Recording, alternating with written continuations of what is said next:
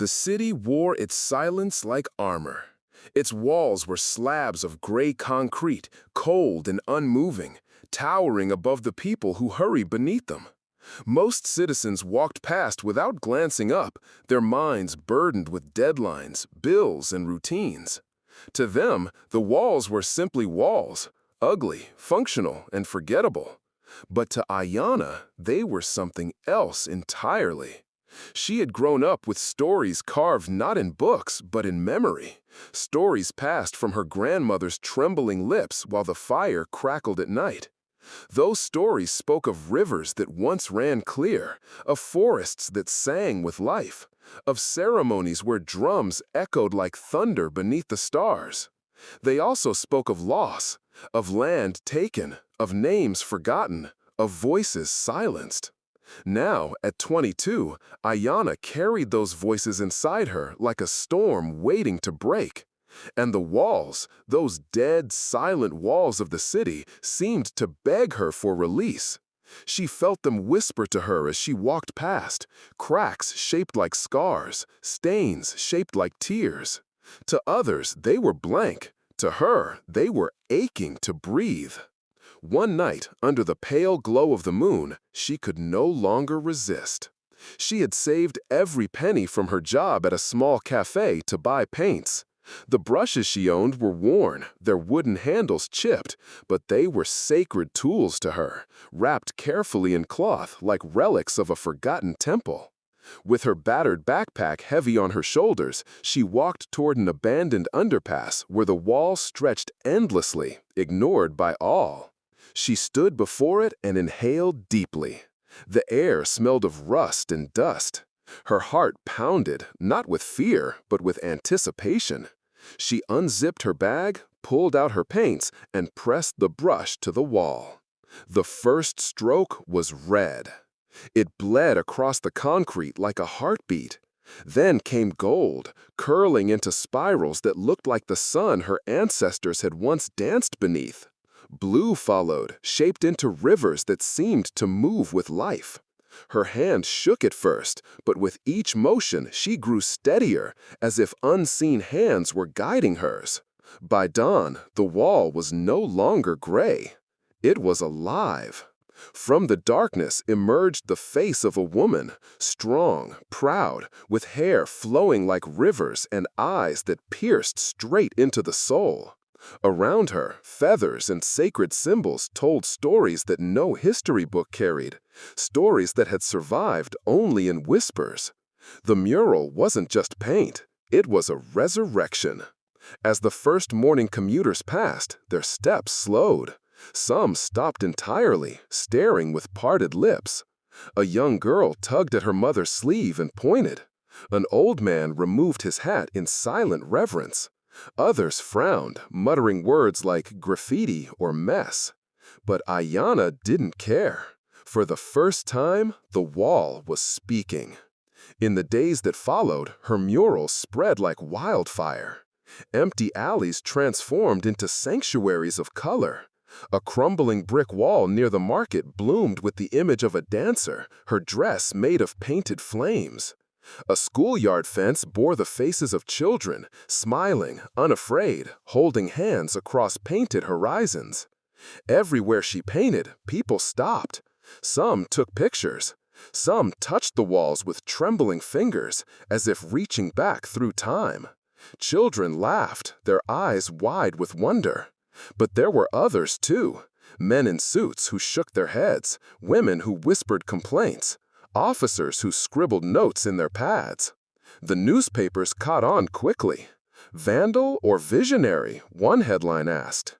Another called her work an illegal protest disguised as art. Still, Ayanna painted, because she knew it wasn't just art. It was resistance. It was memory. It was survival. One evening, after finishing a mural of a young boy holding a single feather against a glowing sky, Ayanna packed her brushes. As she turned to leave, she saw an old man standing nearby. His clothes were worn, his hair white, his posture bent with age, but his eyes burned with recognition.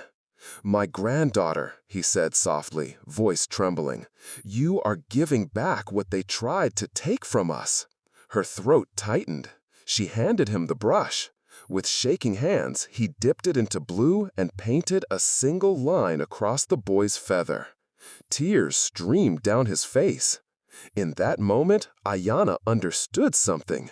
Her murals no longer belonged to her alone.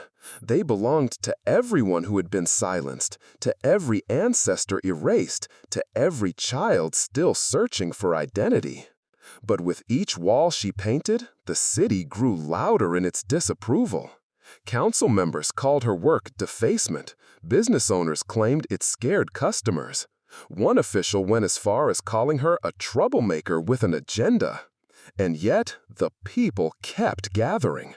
Her murals became meeting places, backdrops for protests, and symbols of defiance. Ayanna felt the ground shifting beneath her. She was no longer just an artist. She was becoming something more. Something dangerous. One cold morning, she returned to the underpass, the place where it had all begun. She froze. The mural was gone. A thick coat of white paint covered the woman's face, erasing every detail, every color, every story. The wall was silent again.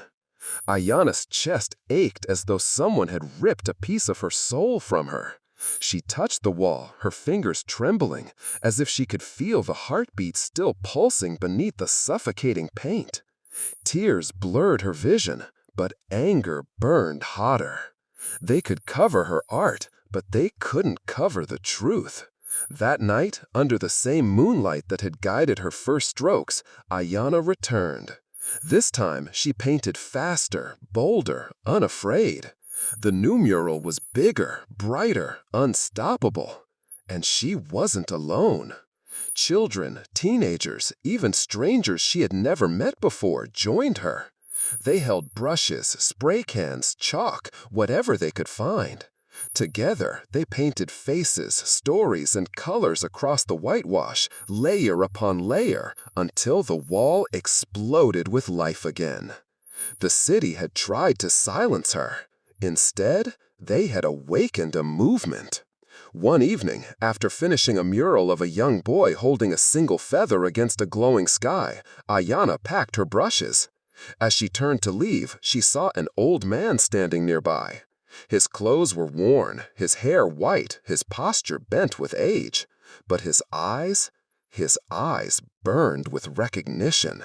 "My granddaughter," he said softly, voice trembling, "you are giving back what they tried to take from us." Her throat tightened. She handed him the brush. With shaking hands, he dipped it into blue and painted a single line across the boy's feather. Tears streamed down his face. In that moment, Ayanna understood something. Her murals no longer belonged to her alone.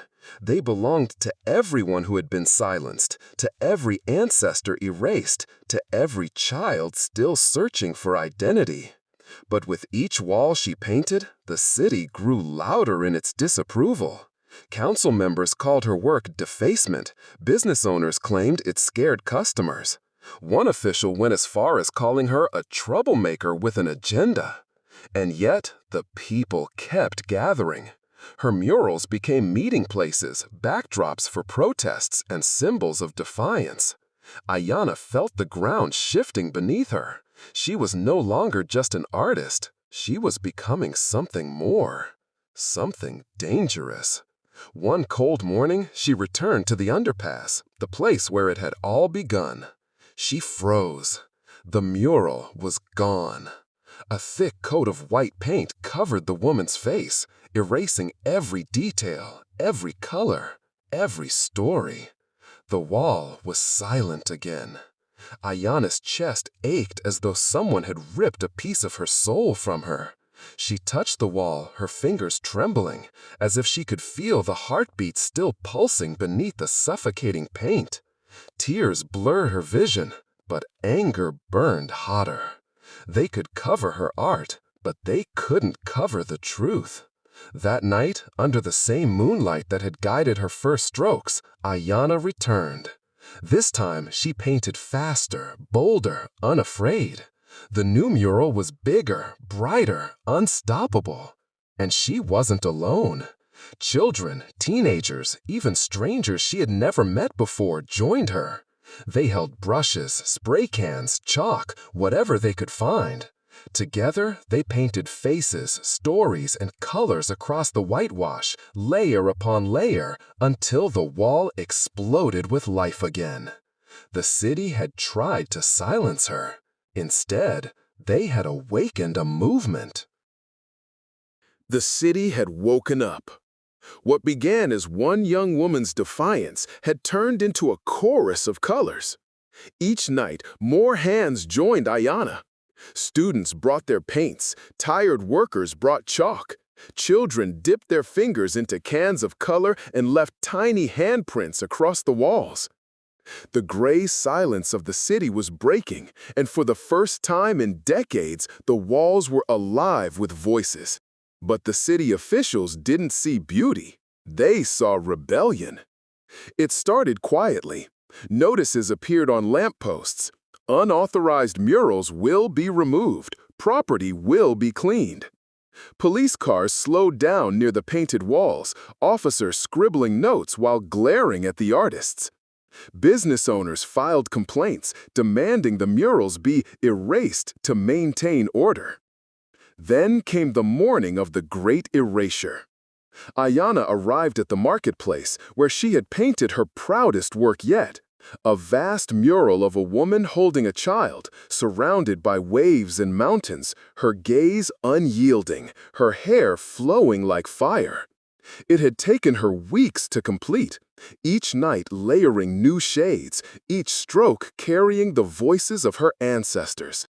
People had come from across the city to see it, laying flowers beneath it, lighting candles, praying silently before its gaze. But that morning, the wall was bare. A crew of city workers stood with rollers and buckets of white paint. The mural was gone, swallowed whole. Only faint outlines remained beneath the thick coats of erasure. Candles and flowers lay trampled in the dirt. The proud woman, the child, the mountains, obliterated. Ayanna felt her knees weaken. For a moment, she couldn't breathe. It was as though someone had ripped open her chest and scraped out the heartbeat inside. The workers didn't look at her. To them, it was just another job, another order from above. The paint dripped down the wall like slow tears. She turned away, unable to watch, but the pain followed her. Wherever she went, the murals began to vanish. The underpass, the schoolyard, the alley near the cafe, all whitewashed. Her colors, her stories, her ancestors, silenced. The city called it cleaning. To Ayanna, it was erasure. Word spread quickly. Newspapers wrote smug headlines. City restores order after vandalism. Politicians praised the clean walls, speaking of safety and unity. But Ayanna knew the truth. They weren't afraid of paint. They were afraid of memory. They were afraid of a voice that refused to stay quiet. For days, she couldn't bring herself to pick up a brush. Her backpack sat unopened in the corner of her tiny apartment. She felt hollow, as if her purpose had been scrubbed away along with the murals. But then came a knock at her door. When she opened it, she found a group of young people standing there. Students, neighbors, even strangers she barely recognized. In their hands were brushes, cans of paint, pieces of chalk. One girl, no older than 12, held out a jar of blue paint. "You can't stop now," the girl whispered. "If they erase one wall, we'll paint 10 more." Ayanna's eyes filled with tears. She reached for the jar, her hands trembling. And for the first time since the erasures began, she smiled. That night, they returned to the walls. Not just Ayanna, but dozens of them, young and old, black, white, Latino, Asian, indigenous. People who had nothing in common except one belief: Silence was no longer acceptable. The city had erased her work, so they painted again. And this time, the murals were louder than ever. Faces emerged from the walls, bold and unafraid. Children laughed as they dipped their hands in paint, stamping their palms across the concrete like signatures of defiance. Elders painted symbols of survival. Strangers wrote words in different languages: freedom, justice, memory. Ayana painted too, but she no longer felt alone. She was a thread in a tapestry far bigger than herself. But power never yields quietly. The more the murals grew, the harsher the city's response became.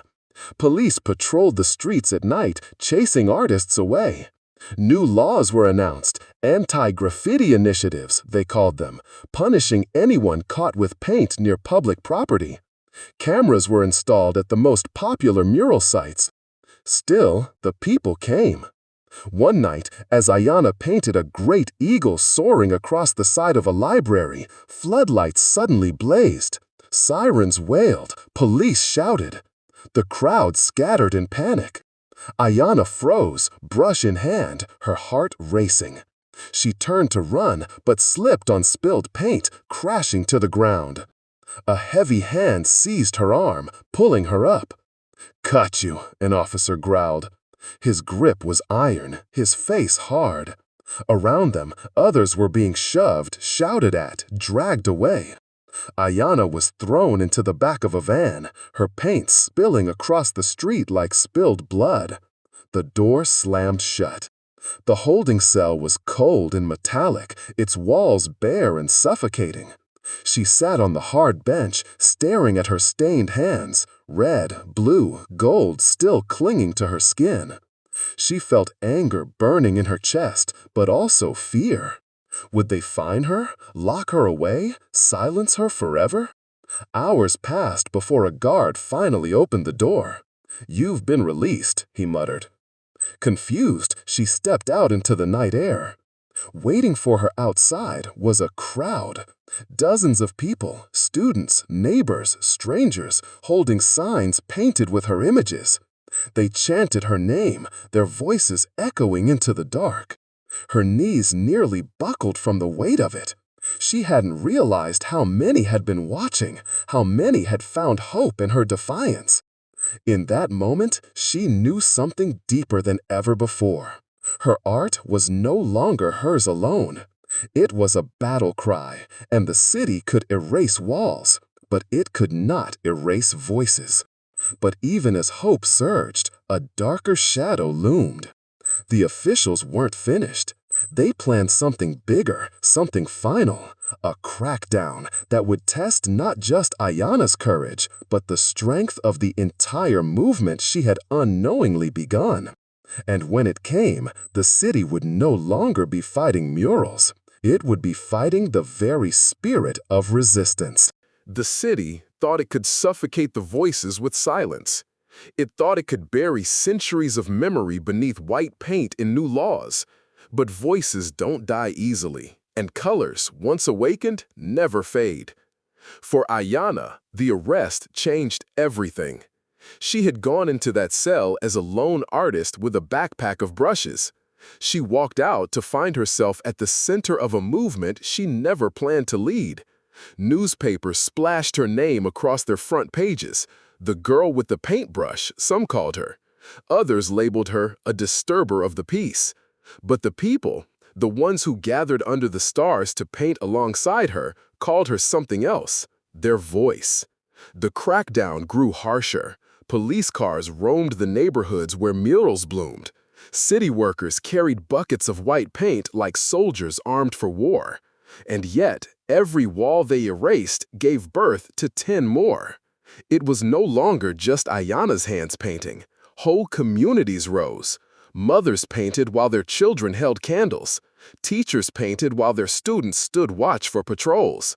Strangers who had never spoken before now shared brushes, dipping into the same cans of color, becoming family under the moonlight. The walls told stories the city could not control. They spoke of stolen land, of ancestors forgotten, of children in cages, of dreams denied. They shouted in reds, whispered in blues, sang in golds. The walls became mirrors, forcing people to see the truths they had long ignored. And still, the city tried to silence them. One night, officials announced a sweeping order. All unauthorized murals will be erased within 72 hours. Offenders will be prosecuted. It was meant to scare them into stopping. Instead, it lit a fire. When Ayanna read the notice, her chest tightened. For a moment, fear whispered, "Maybe this is the end. Maybe they're too strong." But then she remembered the little girl who handed her the jar of blue paint, the old man who painted a single line with trembling hands, the crowd chanting outside the jail. She whispered to herself, "They can erase walls, but not memory." That night, she gathered everyone she could. Word spread like wind. Within hours, hundreds filled the abandoned underpass where it all began. Artists, elders, children, students, workers. They came with brushes, cans, chalk, even their bare hands. Ayanna stood before the vast blank wall, whitewashed by the city. Her voice trembled, but it carried. "They can paint over our stories," she said, "but they can't paint over our truth. Tonight, we don't just paint walls, we paint our future." A cheer erupted, echoing against the concrete. And then the revolution of colors began. The first strokes landed like thunder. A great eagle stretched its wings across the wall, feathers bursting with gold and blue. Children stamped their painted palms along its path, like stars guiding it forward. Faces of ancestors emerged, proud and unbroken, their eyes lit with fire. Rivers flowed, mountains rose, dancers spun in eternal motion. The crowd painted together, their movements synchronized like a heartbeat. Every brushstroke was defiance, every splash of color a weapon against silence. Police arrived within the hour. Sirens wailed, lights blazed, orders barked. But this time, the people did not scatter. They stood in front of the mural, brushes still wet in their hands, faces streaked with paint. Ayanna stepped forward, her chest pounding, but her gaze steady. "You can arrest me," she told the officers, her voice unshaken. "You can erase the walls, but you cannot erase us." The crowd roared in agreement. The officers hesitated. They had expected fear, but what they faced was unity. One officer raised his hand as if to give the order, but then something unexpected happened. From the crowd, a young boy stepped forward, no older than 10, holding a tiny brush. He dipped it into red and painted a small line across the wall. His hand shook, but his eyes were fierce. The officers froze. For a moment, time itself seemed to hold its breath. And then, as if on cue, dozens more children stepped forward, painting beside him. The officers lowered their hands. The sirens faded, and slowly, silently, the police withdrew. The wall stood, untouched. By dawn, the underpass was no longer a forgotten place. It was a temple of memory, alive with faces, symbols, and colors that stretched for miles. The people sat beneath it, exhausted but proud, their hands stained, their spirits unbroken. Ayanna looked at them, her people, her allies, her family of colors, and tears blurred her vision. This was no longer her fight alone, it was theirs. And though the city would fight again, though erasures would come, she knew something the officials could never understand. Once voices awakened, they do not return to silence. Months passed, the murals multiplied. They appeared not just in the city, but in towns beyond, painted on schools, churches, bridges, even abandoned billboards. The movement spread like wildfire, carried by hands Ayanna had never touched, faces she had never seen. And everywhere, the same message echoed, "We are still here." Ayanna continued to paint, but she no longer signed her murals. She didn't need to. They belonged to everyone now. One evening, as she stood before a newly finished mural of a mother holding her child beneath a sky of endless stars, the old man with white hair returned. "You've done it," he whispered, tears glistening in his eyes. Ayana smiled, her brush still wet with paint. "No," she said softly, "we gave them back to ourselves." And so the revolution of colors lived on. The city walls were no longer silent. They spoke with every shade, every line, every painted face. The struggle was not over. It never would be, but neither was the voice of the people. And as long as there were walls to paint, there would be stories to tell.